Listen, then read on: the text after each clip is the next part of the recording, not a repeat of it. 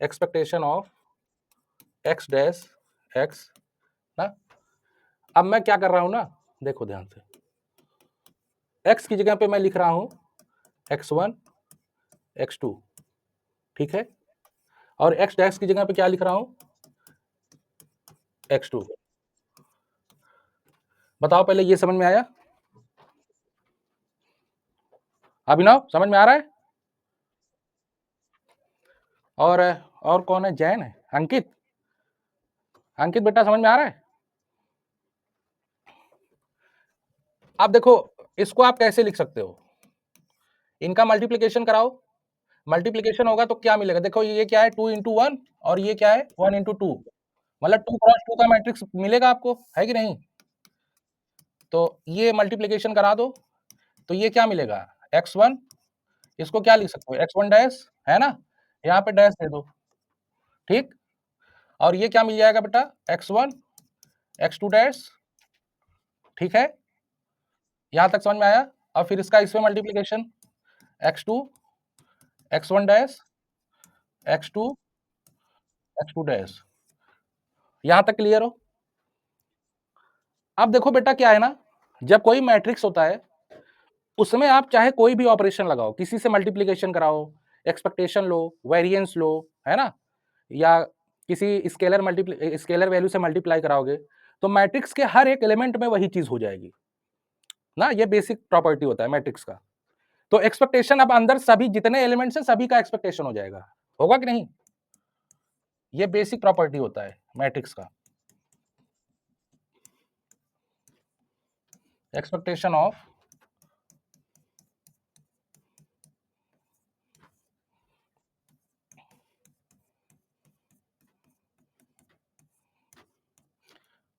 कहते हैं सबसे डिफिकल्ट यही है मल्टीवेरिएट में।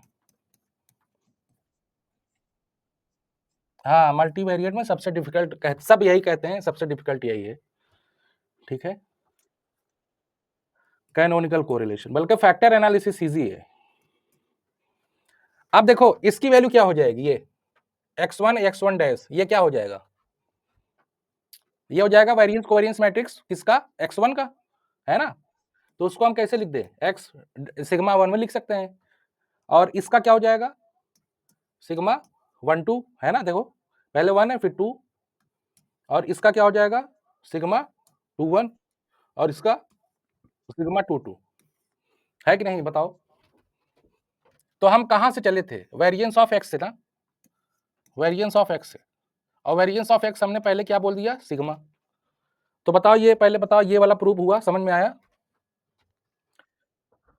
सिग्मा की हमें जो वेरिएंस कोवेरिएंस मैट्रिक्स थी, सिग्मा इज इक्वल टू हमारा क्या आ गया बेटा, सिग्मा 1 1 सिग्मा 1 2 सिग्मा 2 1 सिग्मा 2 2, ये आया।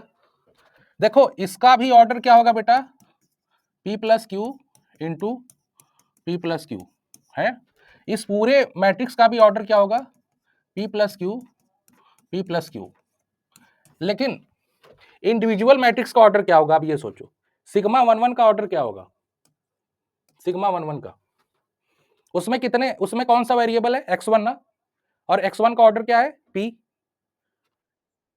तो इसका बेटा ऑर्डर क्या हो जाएगा p cross p cross p cross p, 1 नहीं होगा, मैट्रिक्स है ना ये, variance covariance matrix, p cross p, और सिग्मा 1 2 का ऑर्डर क्या हो जाएगा बेटा, सिग्मा 1 2 का बताओ, हाँ p क्रॉस q, और सिग्मा 2 1 का क्या हो जाएगा,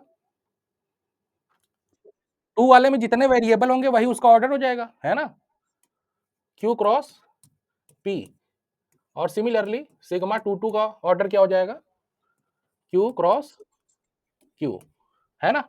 ऐसा क्यों आ रहा है, देखो इसका p ऑर्डर है और इसका q, तभी तो p प्लस q बनेगा, है ना, इसका अगर p है और इसका q, तभी तो आपको क्या मिलेगा p प्लस q मिलेगा, नहीं तो नहीं मिलेगा। ऐसे समझो, मान लो ये मैट्रिक्स है आपका,